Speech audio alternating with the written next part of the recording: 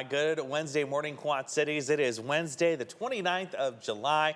Welcome on in to Ask Andrew Live. I'm meteorologist Andrew Stutzky. And I'm meteorologist Matthew Clark. Thank you for joining us. Yeah, how you doing this morning? I'm doing good. A little tired, but we move. It's gorgeous out. I'm a fan of. It is so nice outside. Yeah, it's your Monday, isn't it? It's my, right? It's Evelyn's Monday. It's my Friday. It's your That's my right. Friday. It's Wednesday. Oh, eventually I'm going to get your schedule straightened out in my mind. Yeah, it's your Friday. Yes. So no wonder you're tired. My goodness. Yeah, end of the week. But, you know, Friday should power me through. Yeah. But for everybody else, it's hump day. We're going to get you through this. Woo. Yeah, it is hump day. We're halfway through the work week. We have multiple things to talk about today. First, though, before we get started, I want to give a shout out because obviously we got, school supplies up here in front of us. It is our WQAD school supply drive day today. Yes. I saw a school bus parked out front. We have a tent parked out front.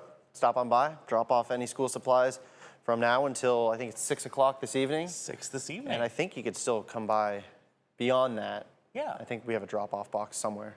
Yeah, there'll be a box in our lobby, and I believe that's through Friday. Okay. And there's also one at Midwest Complete Construction. Carpetland has one. We saw that at Weather on the Road this past week. Nice. Where else? Mel Foster, I think, has got one. Elevate trampoline. In fact, I think those are the folks that'll be here for GMQC at 11. Ooh, very fun. That we'll be talking to. So, who is doing the 11, by the way, today? That would be me. You gonna do it today? Yes. All right. So you'll get to interview the folks from Elevate. Very fun. And yeah, just they're gonna tell us a little bit more about what it feels like to help us with our school supply drive. So Awesome. we're looking for the usual suspects. Yes. This is a good example right here. The markers, the crayons, colored pencils. Now I know there are some of you that are saying, well, it's easy for me to give monetary donation. Maybe you don't want to go shopping. You can still do that, but they prefer gift cards. So don't, come with a check or cash or anything like that. Grab a gift card, maybe one of those Visa prepaid cards. That's probably easiest, but I'm sure they would accept like probably a Target or a Walmart gift card, wherever you can get school supplies out. So just keep that in mind. Yep. Yeah. We're flexible. Usual suspects right here. Yeah. I missed going to school so much. It smells like the school supplies. Doesn't it? Do you remember the scented markers? I do. Those are nice. I don't know if that was a good thing, though. That may have started a bad habit for some of us. But, yeah. Wow. Goodness. Okay, let's talk some weather because we have been talking about this darn wildfire smoke. Yes. All the way from the PNW. Yeah. And some of the Canadian wildfires. But it's been traveling several thousand miles way up in the air. And that's what's been different is, like you said, this is not Canadian wildfire smoke. No. This is Pacific Northwest wildfire smoke. Yeah, the Canadian wildfire smoke was maybe 500 miles to our northwest. This is, I'm not sure how far Oregon is from here, but Oregon is a far way away from here, and it is just riding all the way around through our area. Not just here. I was noticing down in the Florida Panhandle. Really? They're dealing with some upper air smoke. Oh, my Yeah, gosh. it's traveling. So we're not alone. No. It is overspreading much of the country. And yeah, it just makes for poor air quality at times. The sky looks very milky, very hazy. But you were talking about, we had that full buck moon last night. Yes. About the color of that. Yeah, and the smoke and haze in the upper air has made for fantastic sunrises and sunsets and moonrises and moonsets. And the moon last night was fantastic. So if you got any cool photos of the moon, definitely send them in because it was a vibrant red last night. It was really cool. Yeah, I was telling Matthew how I was on my way back home from getting Cooper a walk when the sun was setting last night, and I didn't stop over to the side of the road to take a picture. And obviously, I'm not going to do it while I'm driving. And I was like, darn it, I wish I would, because that sunset last night was just stunning. And I'm sure this evening's will be that way, too. So, yes, get those pictures into us. I would love to show some of those off. I'm sure James would love to show some late tonight at 10. So send them in. Yeah, and I didn't take a photo of the sunset last night. We both failed the assignment. We both failed the assignment, but it was gorgeous. It's kind of like that Saharan dust smoke sunset. If you're a Star Wars fan, get the Tatooine sunset. It's across our area. I like that. That's a good comparison. The good news is, to update you on speaking of smoke, we're going to let go of the weather impact alert. And we're doing that because we're seeing better air quality move in. Actually had a nice easterly breeze come in overnight that has scooted a lot of that wildfire smoke back to the west. So some good news there. And I want you to take advantage of that, too, because the humidity today will be non-existent. We're getting drier air. We had dew points yesterday morning in the low 70s. And I was like, okay, you know what? That was better than the 80 it was the day before. But this morning, we dropped all the way to 60 for a dew point. It was noticeable leaving my apartment this morning. And I was like, take a sigh of relief. you can breathe. Yeah. You can actually breathe. You're not sweating to death when you walk outside. So make the most of today. You can spend a little bit more time outside. Yes. Here's the air quality map, by the way. I'll show you how that smoke has kind of evolved here and how it's moving off to the west. And I'll even zoom it out just to show you how much clean air is now invading Wisconsin, Illinois, also parts of Indiana. The worst air quality I could find, you kind of got to go south of Sioux City, Iowa, north of Omaha. And it's a tiny little blip, just a small little kiddie beam. Yeah, That's I mean, it. much needed relief for Wisconsin, Michigan, Indiana, and us here, because that smoke 2 weeks ago was extremely thick from the surface all the way up to the upper air. So gross. I mean, you hate to breathe it, you hate to see it in the sky, but it's one of those things. It's a natural process. The wildfires, by the way, how were they started? Well, as far as we know, it was what we call dry lightning. And of course, that's a thunderstorm that produces lightning, but doesn't produce much in the way of rain.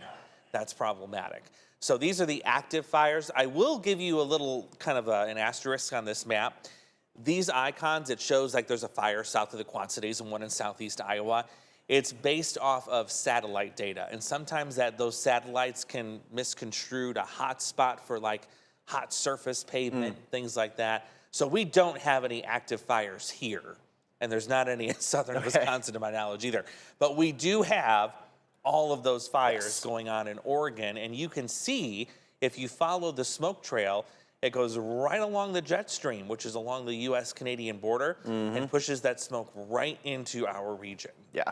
And again, it goes even further south of our region. We're almost just the halfway point of that wildfire smoke, which is insane because you can see all that wildfire smoke just riding around that ridge, and there are some thick wildfires. And Yeah, to there your you go. point, look at that, Yeah. Florida. Yep. I know my dad told me about it. He was like, yeah, we're getting the wildfire smoke in the Panhandle. And so I went back and looked last night. I was like, sure enough, it's there. Now, I'm kind of curious because, a few weeks ago, you were talking about there being drought in Florida, and there actually were some wildfires. Has any of that changed? Not to my knowledge. They've gotten a lot of rain on the west coast where I'm from in Pinellas County, and they are still under extreme drought. And I think they need 22 to 25 inches this month of rain to get out of that drought. So even those afternoon thunderstorms are taking a tiny little dent. I think there was one tiny little sliver that went from extreme to severe. But it's not good down there still. Goodness. Well, Yeah. hopefully they can get some sort of rain. Yeah. Hopefully via non-severe tropical system, Correct. of course. We don't want like a Correct. Category 3 or No. 4 or 5 hurricane, but No. they do need some moisture Yeah. down there. Speaking of moisture, we have some on the way. Hooray! Yeah, this is coming in on Friday. So it's going to be a wet end to the work week, but we're not going to be talking about severe weather, thankfully. It's kind of an interesting setup because it's a very slow-moving area of low pressure coming in from the northwest, so that means we're going to have a lot of clouds. It's going to have quite a bit of moisture to work with, too, but the one thing it's going to be lacking is storm energy. It's not going to have time to build it up because look at this. The showers and storms will start as early as dawn on Friday, and once they get here, they just keep going and going and going on more of a scattered basis into the afternoon. But you have no chance to build up storm energy with any of this. And this isn't a scenario like we had in Wisconsin just 2 days ago where that heat dome was providing the energy overnight. We're not going to have any of that energy sitting around overnight for these storms to work with. So we're just going to be talking about just heavy downpours, maybe a rumble of thunder, but just some good old consistent rain. One thing, and two, especially with these kind of setups, if you can get that low pressure to get very close to us, we may have a situation on Friday afternoon where we get those little funnel clouds to form because you're talking about some extra spin in the atmosphere. So, if you see those, nothing to be alarmed about. They're the weak kind where we do not have the conditions to support actual tornadoes on Friday. But don't be surprised if you see some of those funnel clouds. A lot of people typically refer to them as cold air funnel clouds. Now, not necessarily a lot of cold air with this, but there will be some spin with low pressure nearby, and those would most likely be in the afternoon into the early evening because we have more of this scattered activity coming in. And you can see just the wind barbs spinning around that low pressure. That's just spinning the atmosphere. But down at the lower level, I mean, there's not too much spin, like Andrew just said. Yeah, not going to be a big concern. But just wanted to give you a heads up in case you hear about that. We're still trying to fine-tune Saturday. A lot of you have plans. I have plans. I'll be at Manlius Fun Days in Bureau County on Saturday afternoon. And I know I am going to get chewed out if it is raining when I am there on Saturday. So right now, I think we're still going to have just a little bit of activity in the morning. And how you want to interpret, now that we're in the longer range and we don't have that nice, finely detailed future track data at this point, the darker the color, the more likely it's going to be raining in that location. So yeah, obviously in the morning we have a lot of that, but by the afternoon, notice the lighter colors will start moving in, indicating less coverage of rain. So fingers crossed, it's just the morning on Saturday. The afternoon, evening will be fine. Yeah, maybe even the late morning for Saturday, just residual cloud cover and maybe a few tiny little sprinkles, but nothing heavy or worth canceling plans over, I think, at this time. I wouldn't cancel them for sure. And it's going to keep temperatures down too. Yes. Likely only in the 70s. Starting August 1st in the 70s. Isn't that something? That sounds good. I'm okay with that. I'm totally fine with that too. What I'm curious to see what's going to happen with this too, and don't take this in terms of the raw data here, like, oh, we're going to get 4 to 6 inches of rain. There will be some heavier pockets that I think will exceed an inch, but by and large, I think it's safe to say most, if not all of you, are going to get 1/4 to 1/2 inch of rain out of this, with some mixed in higher amounts. And the ground can take it. We've dried out again, so we're not worried about flooding, and we'll be fine with this. This will be a nice drink of water. Yeah, and we haven't really seen any measurable rain since last Monday, so we're running on day 9 without really any rain. So any rain that we get on Friday will definitely be beneficial, and we will take that. Especially some places could see the 3 to 4, maybe even 4 to 6, but only in isolated spots. Yeah, very, very limited in terms of that. So yeah, I agree with you. It's going to be isolated. What happens after that? Well, let's find out. So Sunday was still trending as the weekend's best. And then I think a little more warmth next week, but nothing certainly pushing well into the 90s yet. It does look like we're kind of closer to a storm track, so another chance of storms coming in Wednesday, extended out to the full 14. And yes, still kind of trending up toward the end of next week, back down the following week.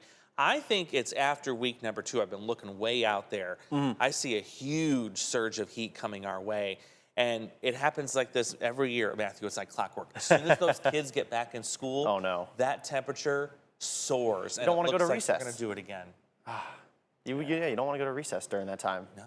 And if you do, you want to carry a very large bottle of water with you to stay hydrated. One of those 64-ounce jugs of water rather than just a typical 16-ounce water bottle. Didn't they call them like the big gulp? The big gulp. The big gulp back in the day. Gotta go get myself a big gulp. Oh, those were the days. Those were the days. We'll go over a couple of questions that we did this week, and then we'll get to your questions. So today, I talked about something that is absolutely timely, an urban heat island. What in the world is that? Well, we're not on an island here. No. I can tell you that. Not on an island. I wish we were on an island. Yeah, oh, water. Goodness. Yeah, that heat would have felt a little bit better on Sunday and Monday if we had a body of water like the beach next to us. Yeah, at least a better option to cool off. Yeah. A little cleaner anyway. So what is an urban heat island? Well, we technically live in one, being in the Quad Cities. We're talking about an area that is very urban, obviously, but also is surrounded by a lot of pavement. So I want you to think about 2 different places, and I'll give you an example of each. So obviously a city would be where we're at now. We're here in Moline, surrounded by a lot of buildings, a lot of pavement. And then go to a smaller hometown, say Geneseo, Kewanee, New Boston, for example, where we don't have a lot of concrete, parking lots, buildings. It's more country, it's more grass, trees, fields. They're totally 2 different atmospheres and 2 different landscapes. So obviously in the city, the buildings will absorb heat. The asphalt, the concrete absorbs the heat. When it rains, it doesn't matter. It doesn't change the properties of the concrete. It's still going to absorb heat. There's also less rainfall storage here. When the rain falls on the concrete, what does it do? It runs off towards the lakes and rivers. Exactly. It doesn't stay on the pavement. It actually runs off and doesn't have much of a cooling effect. Versus the country, you have a lot more cooler objects that push heat back into the atmosphere, the grass, the trees, lakes, rivers, streams, and creeks, and things like that. So can you imagine, or can you guess what it means for the temperature between the 2 locations? Well, I'm going to guess it's a lot hotter in downtown Moline, especially Monday and Sunday, versus in the middle of the country. You are so correct. And you see the biggest difference between the 2 on a sunny day, especially with very little wind, and on a clear night. given the same scenario. I did have someone ask me, and this was a fantastic question. They emailed it in during the newscast. They said, what about sand? Because what about if we live in an area that, is very sandy, has a little bit of grass, but mostly kind of a sandy surface? I think it's kind of in between, no? It is, yes. It's definitely in between. It's not exactly even.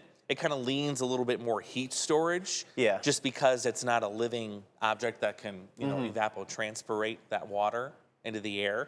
But it was a great question. I had to think about it for a second. I was like, I think it leans a little bit more on the heat side, but not like pavement or concrete. Well, actually, now that I'm thinking about it, when I'm walking to the beach from the car without my shoes, does it burn? oh, it's like walking on lava rocks. It's like, See, I haven't done that since I was a kid, so I couldn't remember. I was like, I can't remember if the sand was hot or if it was kind of cool or. you sprint to the water to cool off the feetsies. Gosh, and that's interesting too because sand isn't really a dark color. It's kind of lighter. Yeah.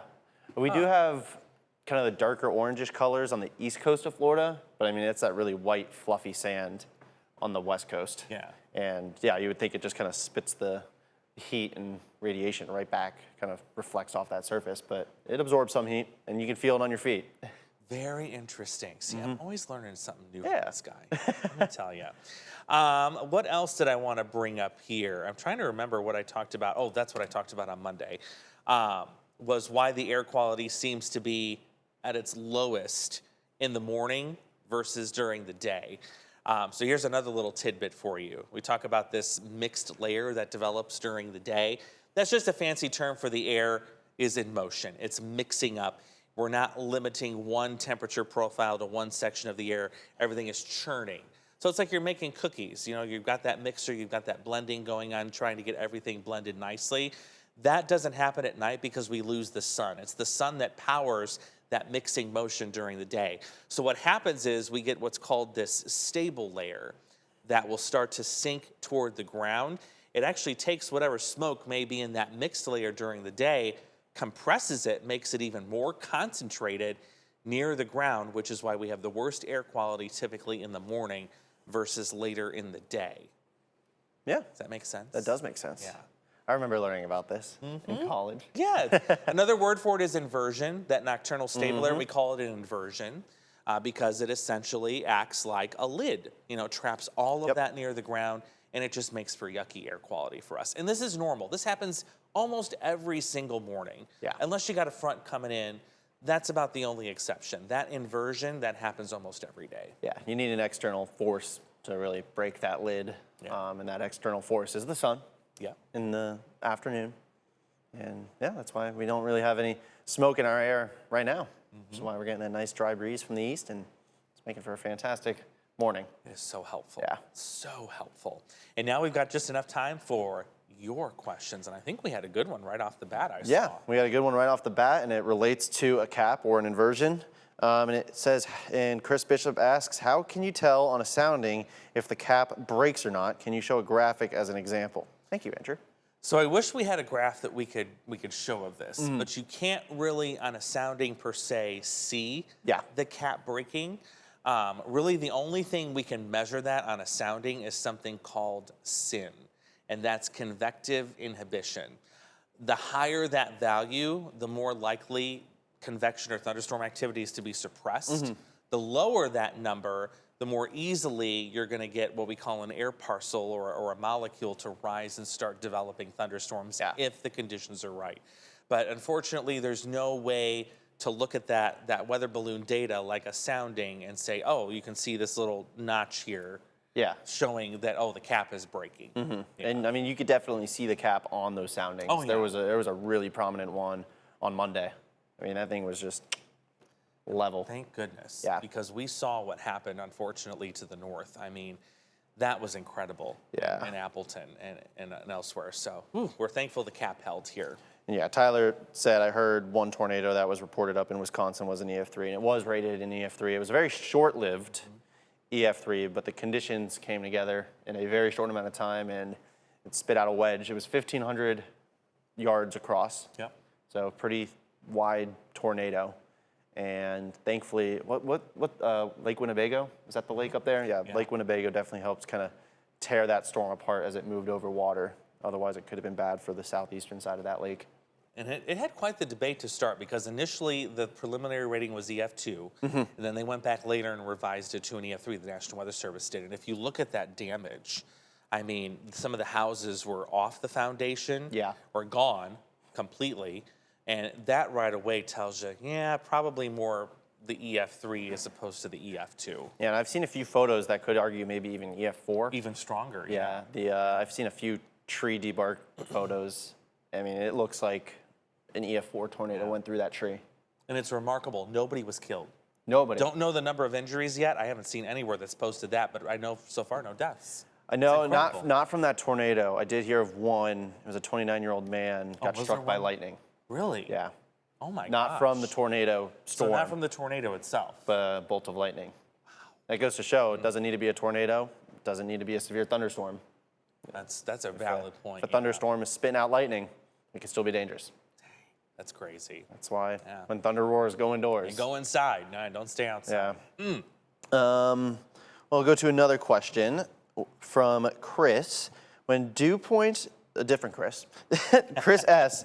I don't know how to pronounce your last name. I am sorry, Chris. When dew point is high or low, does that affect whether the wildfire smoke is closer to the ground or more aloft?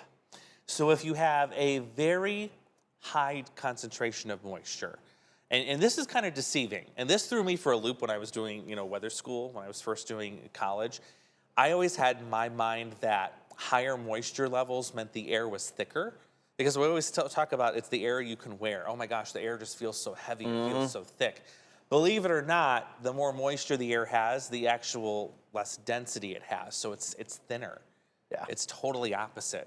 So yeah, if you have higher moisture, that makes the air at the ground thinner, and it does make it more susceptible to some of that smoke making it down to the ground. I was referring to the dew points and the humidity as like you needed a machete Yes.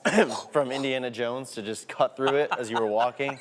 It was like walking through a wall. It felt like I was being held back walking around. I was like, this is miserable. What is this? And on the topic of dew points, Tyler asks, when it came to that recent heat wave, what was the highest dew point shown across the area? I know Maquoketa hit a record dew point of 83 degrees. Yes.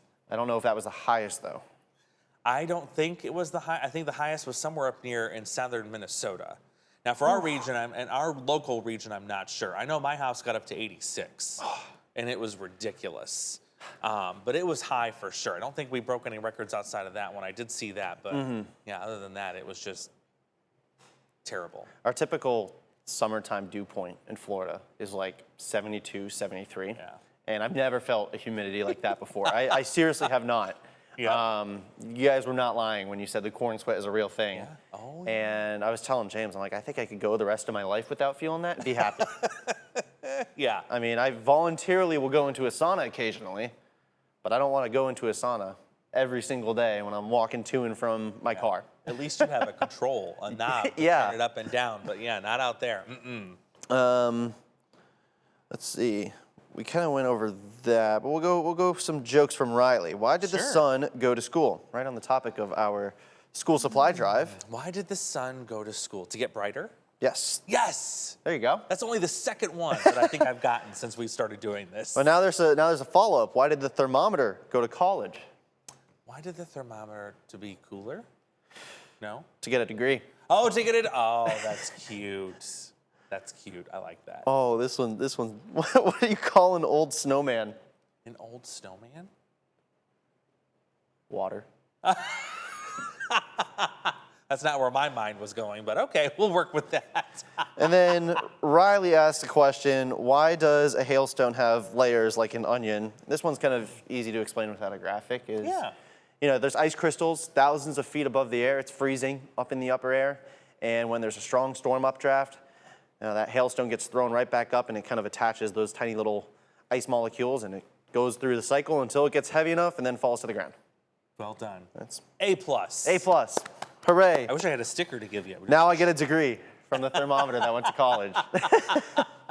I'll let you read through and see if you want to answer any more. Sure. Let's see. We did that. The kiddos want to know what earthquake lights are and is it created like lightning in the clouds. I have never heard of that, to be honest. Earthquake lights? I've not heard of that either. I could see power flashes. Power you know, flashes, from yes. that. I'll have to look at that, Chris. I'm not too sure that I've ever heard about that. I mean, we're not an earthquake country here necessarily, so that could be why. Throughout the year 2026, why is the upper Midwest states seeing more severe storm reports, especially tornadoes? So we kind of touched on this in the spring, why this was occurring, but we had a lot of cold air lagging kind of behind up to the north of us because they got some late season snows in northern parts of Canada and the Arctic. And I still believe that the Arctic is currently below normal temperature-wise. So the strength of that cold air still being there and still passing to the north of us, kind of getting us on the edge of that, that's why the severe weather has kind of moved a little bit more north and east this year versus years past. The jet stream orientation too, we've got a lot of jet stream dips in that same region, across our region and to the east of us. So that's the number one driver of it. Yeah, and hot and cold do not like each other. No, they do not tango very nicely. That creates a lot of spin and severe weather. It's one couple you don't want to get in the middle of during a heated argument, No. let me tell you. And I think with that, we're all caught up. Yeah, I think so as well. Rock on. Well, you guys are amazing. I want to thank you for Yes. joining us again this week. We're going to see you at 11 o'clock. 11 o'clock. You get to go outside for a little bit. Yay. Play with some school supplies. And it's enjoyable outside. Yeah. It's not like if you told me that on Monday, I'd be like, no, keep me inside, please. Absolutely not. You guys are insane. What are you doing out there? But yeah, you get some good weather to get outside today. So we're going to see you at 11. Also, if you have a chance, come on by, drop off some school supplies, even if it's just a pack of crayons. Yep. It's something as simple as that. We want to get our kids off to a good start this new school year. So we'll see you at 11. Yep. I will see you guys tomorrow morning, and you guys enjoy the rest of your Wednesday.